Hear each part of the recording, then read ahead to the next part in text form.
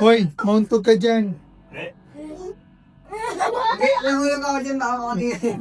Masiyaway ko nila. Kasi pero wala, hindi ako nakatambay, no? Nakatambay yung mga damit ko. Ay, natin ko nakatambay yung mga Ano accommodation namin? Paglabas mo ng accommodation namin, ito yung view mo. Good morning.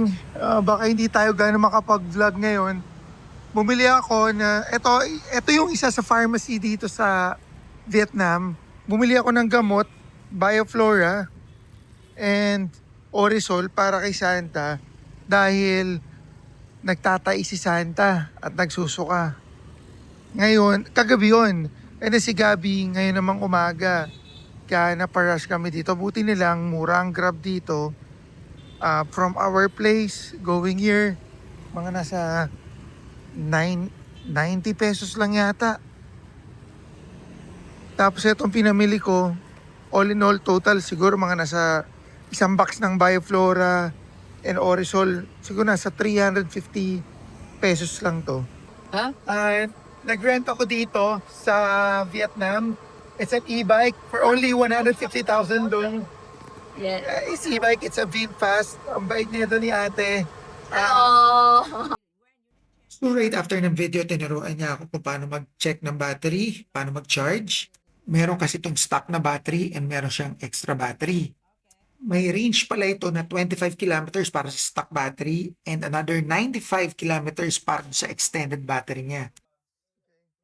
Nag-bayad ako ng 150,000 dong per day for 6 days plus 500 dong deposit para dito. Ang bilis kausap ni Chang, signature lang and copy lang ng passport ang iwan ko. Pag uwi ko ng bahay, niyaya ko agad si Mati. 900 meters away lang daw yung beach na dito, somewhere beach doon. dito sa accommodation namin. So yung accommodation namin sa likod, then pupunta kami somewhere dito. 900 meters lang daw. Yeah, left turn ka, left turn.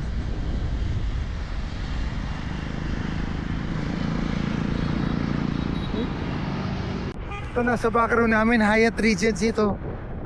Nasa gilid namin, puro beach na yan. Kaya lang mga private resorts kasi ito. Hanap ka lang mas ng ano, yung may pagbakante na, bakante lodi na mayroong kalsadang papasok. Nag-explore lang kami. Titingnan namin ni Mati kung public beach to. Wala kami dalang kahit anong translation o cellphone. Nag-trip lang kami kasi wala pang 5 minutes, nandito ka na sa beach, oh. Wait. Mukhang ang public beach to. Ayun, oh, may nakapark, oh. Saan? Sige, diretso lang. Ang galing.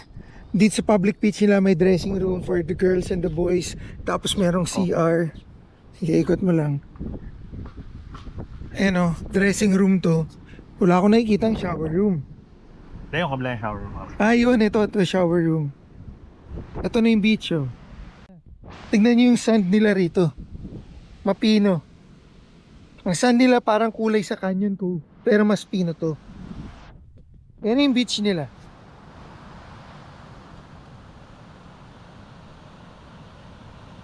Stretch yan, oh.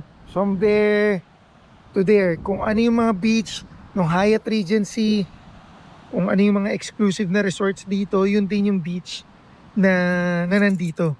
Isang stretch yan hanggang dun sa dulo. Ganda, Matt. Mainit. Ha? Mainit. Mainit lang, no? Kaya pa naman ang beach nila. Ha? Kaya pa. Paya pa? Oo. Siyempre, ang lawak niyan, oh.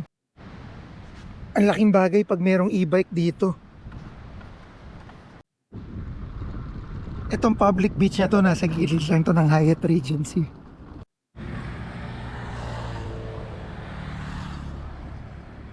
Nakakatakot. Natutulin. Dito, huwag kayong mahiyang magbusina. Ay, teka, pakita. Gamit yung ChatGPT, naghanap kami ng mga recommended na food place na kung saan makakabili kami.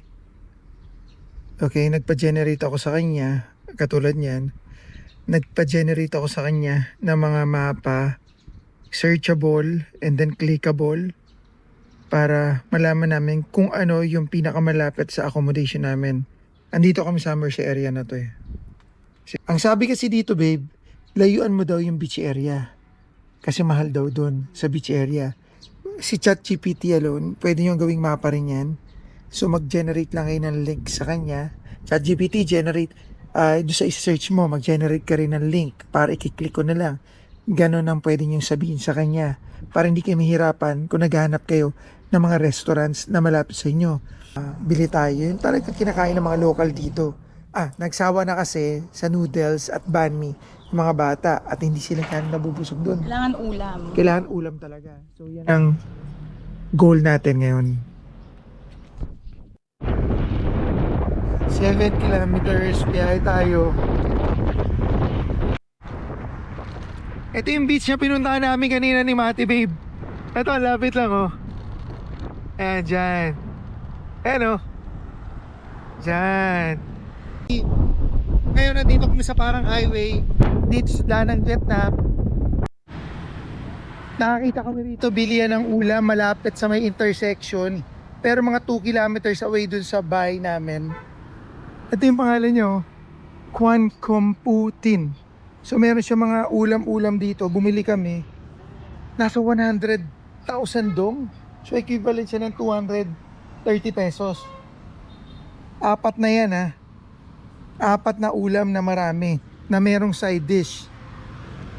Andito kami sa isa sa pinakamalaking Grocery, supermarket. andito kami sa parang mga pure gold nila dito sa Vietnam. Ang tawag full market. Halos kompleto ng mga tinda rito. Medyo mahirap kasi maghanap pag sa palengke ka. 32, 31, so most likely nasa 80 pesos itong mangga na to. Magkakalahating kilo, 80 pesos. Talop na yan. Ang galing, parang pure gold na kompleto to. Na konti yung tao. Kaso 73,000 to. Ano size nito? 55 by 65 cm. Hindi naman Drinks kompleto halos lahat to. Okay itong VinFast na scooter na to. Biruin nyo, kasya yung isang 5 gallons sa mineral water dito sa tapakan niya. Napaka-convenient. And then, papakita ko sa inyo yung kanyang compartment.